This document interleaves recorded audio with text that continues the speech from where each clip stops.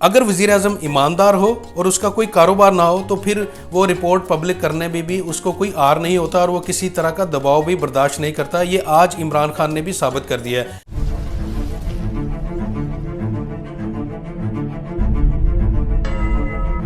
अस्सलाम वालेकुम, मैं हूं शहबाज बदर। आज पाकिस्तान की तारीख का एक अहम दिन है और उन लोगों के लिए खुसूसन आज एक मुबारक दिन है जिन लोगों ने इमरान खान को और पीटीआई को इसलिए वोट दिया था ताकि वो इक़्तिदार में आकर लोगों का एहतसाब कर सकें। आज उनका एक ख्वाब शर्मिंदा ताबीर हुआ, क्योंकि ये फॉरेंसिक ऑडिट रिपोर्ट सिर्फ एक रिपोर्ट नहीं है बल्कि ये आने वाले दिनों के लिए एक चार्जशीट होगी कि किस तरह पाकिस्तान में माफियाज काम कर रहे हैं और इनकी जड़ें किस किस इदारे तक पहुंच चुकी हैं और किस तरह ये आम लोगों की जेबों पर डाका डालकर उनसे ये पैसा बटोरते हैं। इस रिपोर्ट के आने से पहले ये दावे किए जा रहे थे कि शायद इमरान खान इस रिपोर्ट को पब्लिक ना कर पाएँ। उसकी रीज़न ये दी जा रही थी कि इस रिपोर्ट में इमरान खान की जो हुकूमत है इसके इत्तेहादियों के भी नाम आने का इम्कान है, इमरान खान के दोस्त जैसे कि जहांगीर तरीन इनका भी नाम आने का इम्कान है। तो शायद ऐसी सूरत में इमरान खान पर कोई दबाव आ सकता है कि वो इस रिपोर्ट को पब्लिक ना करें। मगर इमरान खान ने आज उन तमाम दावों का कला कमा कर दिया, उन तमाम खदशात का और उन तमाम ऐसे इल्ज़ामात को भी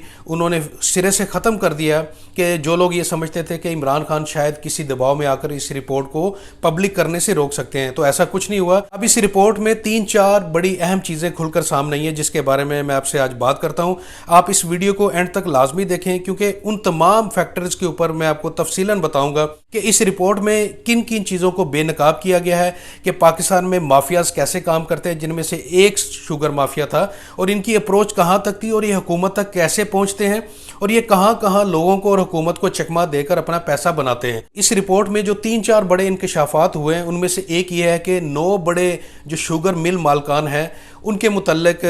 जिक्र किया गया कि किस तरह उन्होंने चीनी की कीमतों को बढ़ाने के लिए अपना किरदार अदा किया और किस तरह ये लोग मार्केट में अपनी मुनाफली बनाए हुए हैं, किस तरह ये गन्ना खरीदने के लिए किसान को ब्लैकमेल भी करते हैं और पर्ची के ऊपर ये कारोबार करते हैं। उन तमाम चीज़ों के बारे में आज मैं आपको बताता हूँ। अब जिन 9 मिल मालकान का नाम शामिल है इनमें से जहांगीर तरीन है, खुसरू बख्तियार के भाई हैं, इसके अलावा परवेज़ अलाई के बेटे मोनस अलाई हैं, शरीफ खानदान है, जरदारी का ओमनी ग्रुप है। इस फॉरेंसिक ऑडिट रिपोर्ट में इन तमाम लोगों के ऊपर इल्ज़ाम लगाया गया है कि ये लोग चीनी के ऊपर पूरी इजारादारी से काम करते हैं और ये अपनी मर्ज़ी से मार्केट के अंदर चीनी की कीमतें बढ़ाते और कम करते हैं और फिर एक्सपोर्ट कैसे करना है, किस तरह कहाँ करना है, ये सारा कुछ इनके अपने इख्तियार में होता है। तो इस फॉरेंसिक ऑडिट रिपोर्ट में इन 9 मिल्स मालकान के नाम खुलकर सामने आए हैं जिन लोगों ने पिछले 3 से 4 महीनों में तकरीबन 100 अरब रुपए का मुनाफा कमाया। अब इन शुगर मिल्स मालकान ने किया क्या था, इसके बारे में 8 से 10 ऐसे नुक्ते हैं जो मैं आपके साथ शेयर करता हूं। सबसे पहले इन्होंने क्या किया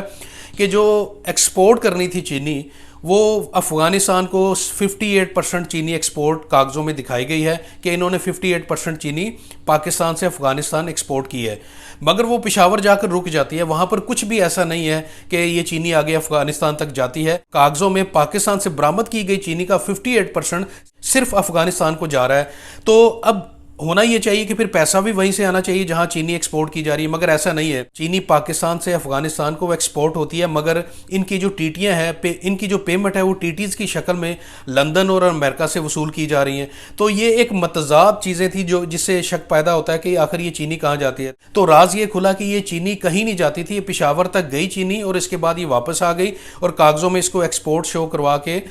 सब्सिडी की मद में हुकूमत से भी पैसे बटोरे गए और फिर इसके अलावा उस चीनी को मार्केट में महंगे दामों फरोख्त भी किया गया, जिससे डबल फायदा हुआ। और ये सब ने मिलकर किया है, किसी एक बंदे का काम नहीं है। इसमें शरीफ खानदान हो, जरदारी खानदान हो, जहांगीर तरीन हो, खुसरू बख्तियार की फैमिली हो और मोनस अलाई हो, इन सब की जो मिल्स हैं इन सब ने मिलकर ये काम किया है। दूसरा इसमें अहम नुक्ता ये था कि इन मिल मालकान ने 2 रजिस्टर्ड रखे हुए थे, 2 खाते बनाए हुए थे। एक फर्जी खाता था और एक असल खाता था। एक खाता था आर के नाम से और एक खाता था NR के नाम से। जो आर का खाता था इसके अंदर वो रिपोर्टिंग खाता था। इसको ये दिखाया जाता था कि अगर कोई सरकारी इदारा आता है इनकी जो ऑडिट करने के लिए या इनको चेक करने के लिए, तो उनको दिखाया जाता था कि हमारी इतनी क्रशिंग हुई है, इतनी हमने चीनी बनाई है और यहाँ हमने फ़रोख्त की है। और एक था NR खाता जो कि नॉट फॉर रिकॉर्ड, और ये सिर्फ मिल मालकान के लिए होता था, जिसमें असल हक़ाइक़ लिखे होते थे कि उन्होंने हकीकतन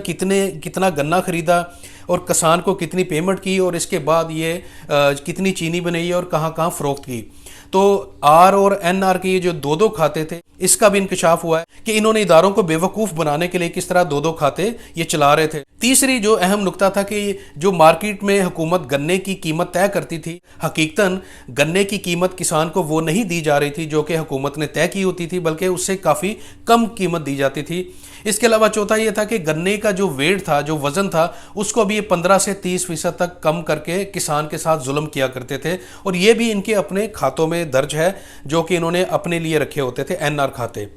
تو کسان کے ساتھ بھی انہوں نے زیادتی کی، حکومت کو بھی انہوں نے دھوکے میں رکھا، اور ایکسپورٹ بھی کرتے رہے، اور ایکسپورٹ کی مد میں پھر جو سبسڈی ملتی ہے اس سے بھی یہ دونوں ہاتھوں سے، دونوں طرف سے یہ لوٹتے رہے۔ اس فرانزک آڈٹ رپورٹ میں ایک اور اہم انکشاف کیا گیا کہ کس طرح وزیر اعلیٰ سندھ مراد علی شاہ نے زرداری کی جو اومنی گروپ کمپنیز تھیں، اس کے انڈر جو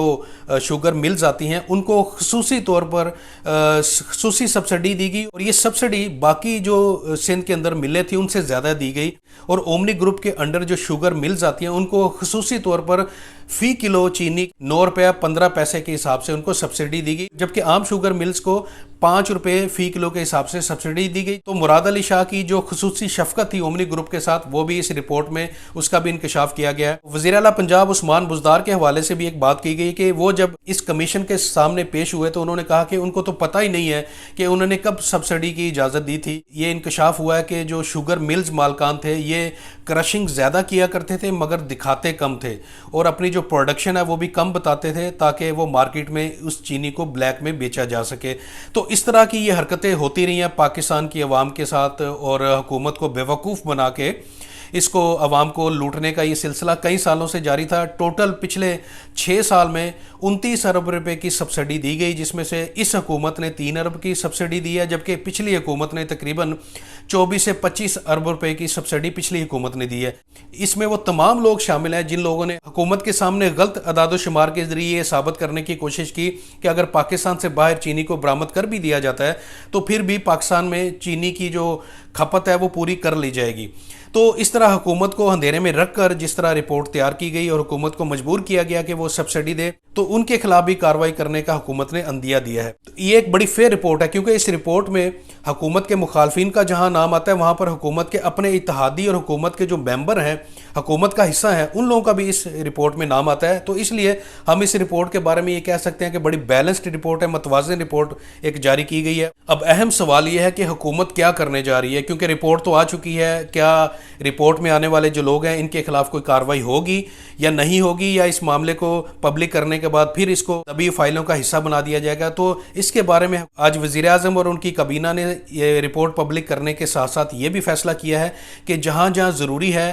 کرمنل پروسیڈنگ کی جائے گی اور اس کے تحت فوجداری مقدمات قائم کیے جائیں گے۔ ریگولیٹری باڈیز کے جو لوگ ہیں ان کے خلاف بھی کارروائی کی سفارشات کی گئی ہیں۔ جو مسابقاتی کمیشن تھا اس کا جو رول اس میں نظر آیا ہے، جس کا کام تھا کہ وہ قیمتوں کو چیک کرے، سٹاک کتنا ہے، چینی کو ایکسپورٹ ہونا چاہیے یا نہیں، سبسڈی دی جانی چاہیے یا نہیں، یہ سارا مسابقاتی کمیشن تھا، اس کا کام ہوتا ہے۔ فرانزک آڈٹ رپورٹ کے مطابق مسابقاتی کمیشن کا جو خاموشی تھی وہ انتہائی مجرمانہ قسم کی خاموشی تھی، اس کو بھی بہتر کرنے کی جو سفارشات ہیں وہ کی گئی ہے، اور اس کے اندر جتنی بھی کالی بھیڑیں تھیں ان کے خلاف بھی کارروائی کرنے کا عندیہ دیا گیا ہے۔ اس رپورٹ کی سفارشات کے مطابق ایک اور اہم کام کیا جا رہا ہے، وہ یہ ہے کہ تقریباً 100 ارب روپے کا مالی فائدہ شوگر ملز مالکان نے لیا ہے، اور حکومت نے فیصلہ کیا ہے کہ اب اس کو ریکور کیا جائے گا، اور اس 100 ارب روپے کو ریکور کرنے کے بعد اس میں سے جتنا بھی جائز ان کا منافع ہے ان کو دینے کے بعد جو بھی پیسہ آئے گا اس کو پھر کسانوں میں تقسیم کیا جائے گا، کیونکہ اس کے اصل حقدار جو ہیں وہ کسان ہیں، جن کے ساتھ سب سے زیادہ ظلم اور زیادتی یہ شوگر ملز مالکان اور یہ جو مافیا ہے، شوگر مافیا ہے، یہی ان کسانوں کے ساتھ کرتے ہیں۔ تو حکومت نے یہ بھی فیصلہ کیا ہے کہ اس تمام پیسے کو پھر کسانوں کو ہی ادا کیا جائے گا جو کہ اس کے اصل حقدار بھی بنتے ہیں۔ آج ایک اور اہم فیصلہ اس حوالے سے وزیر اعظم پاکستان عمران خان نے کیا ہے، اور کابینہ کے اندر اس کا فیصلہ بھی ہو چکا ہے، اور وہ فیصلہ ہے کانفلکٹ آف انٹرسٹ، یعنی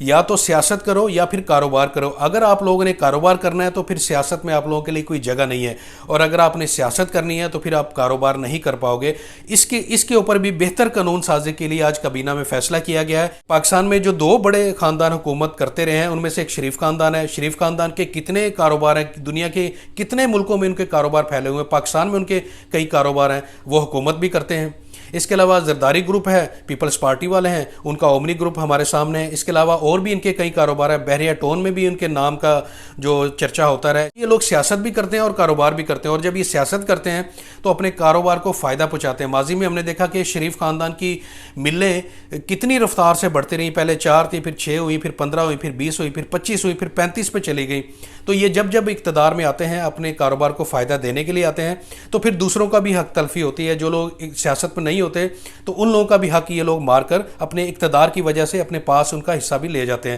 تو اس لیے عمران خان نے آج فیصلہ کیا ہے، فرانزک آڈٹ رپورٹ میں اس چیز کے اوپر بڑا فوکس کیا گیا ہے کہ کس طرح سیاسی لوگ اپنے کاروبار کو اپنی سیاست کی وجہ سے تحفظ دیتے ہیں، اقتدار کا غلط استعمال کرتے ہیں، اپنی پاور کا غلط استعمال کر کے اپنے کاروبار کو دوام بخشتے ہیں، مارکیٹ میں جو مقابلے کی ایک فضا ہوتی ہے اس کو ختم کرتے ہیں، اور ہر جگہ اقتدار کی وجہ سے وہاں سے آسانی سے فیور بھی لے لیتے ہیں۔ اس رپورٹ کی روشنی میں وزیر اعظم پاکستان عمران خان نے یہ فیصلہ کیا ہے کہ کانفلکٹ آف انٹرسٹ کے اوپر ایک قانون سازی کی جائے گی کہ یا تو کاروبار کرو یا پھر سیاست کرو، دونوں میں سے ایک کام کرنا ہوگا، دونوں کام بیک وقت نہیں کیا جا سکیں گے۔ تو یہ پاکستان کا ایک بڑا خوش آئند فیصلہ ہے، اور جیسا کہ حکومت کہہ رہی ہے اگر منوان اس کے اوپر عمل ہو جاتا ہے تو پاکستان کی تقدیر بدلنے میں پھر زیادہ وقت نہیں لگے گا۔ جو لوگ کاروبار کرتے ہیں وہ کاروبار کریں، جو سیاست کرتے ہیں جب ان کو لالچ نہیں ہوگا تو وہ پھر سیاست بھی عوام کے لیے کریں گے، اپنے لیے نہیں کریں گے۔ یہی فرق رہا ہے ماضی کے اندر اور آج کے دن میں۔ اگر عمران خان نے یہ فیصلہ کر لیا ہے اور اس کے اوپر عمل درآمد بھی کر لیتے ہیں، آج کا دن پھر پاکستان کی تاریخ میں حقیقی معنوں میں خوش آئند دن۔ آج کے اس تاریخی دن کو رپورٹ پبلک کی جا چکی ہے، جن لوگوں کے خدشات تھے وہ خدشات بھی ختم ہو چکے ہیں، اور اب کاروائی ہونے جا رہی ہے۔ کاروائی کن کے خلاف ہونے جا رہی ہے وہ اس رپورٹ میں بتا دیا گیا ہے، کس پیرامیٹرز کے تحت کاروائی ہوگی وہ بھی حکومت نے بتا دیا۔ اب ہم نے دیکھنا یہ ہے، تھوڑا سا انتظار کرنا ہے کہ حکومت کس طرح اپنے ہی اتحادیوں اور اپنے ہی حکومت میں بیٹھے لوگوں کے خلاف اور اپوزیشن کے خلاف کس طرح کاروائی کرتی ہے۔ دیکھنے والی چیز یہ ہوگی، ہم نے صرف یہ دیکھنا ہے کہ اگر عمران خان نے تمام دباؤ کے باوجود یہ رپورٹ پبلک کرنے کا حوصلہ دکھایا تو ہمیں پھر یہ امید بھی رکھنی چاہیے کہ عمران خان نے اگر رپورٹ پبلک کر دی ہے تو پھر ان لوگوں کے خلاف بھی وہ کاروائی بھی ضرور کریں گے، کیونکہ خالی رپورٹ پبلک کرنے کا کوئی مقصد نہیں تھا۔ اور انشاءاللہ ہم وہ دن بھی دیکھیں گے جس دن بلا تفریق سب کے خلاف کاروائی ہوگی، چاہے وہ حکومت کے اندر بیٹھے لوگ ہوں یا پھر وہ اپوزیشن کے لوگ ہوں جنہوں نے بھی اس اسکیم کے ذریعے اربوں روپے اپنی جیبوں کے اندر ڈالے۔ امید کی جا سکتی ہے کہ جلد ہی حکومت ان کی جیبوں میں ہاتھ ڈال کر وہ پیسہ نکال کر کسانوں کو دے گی جن کا اصل حق بنتا ہے۔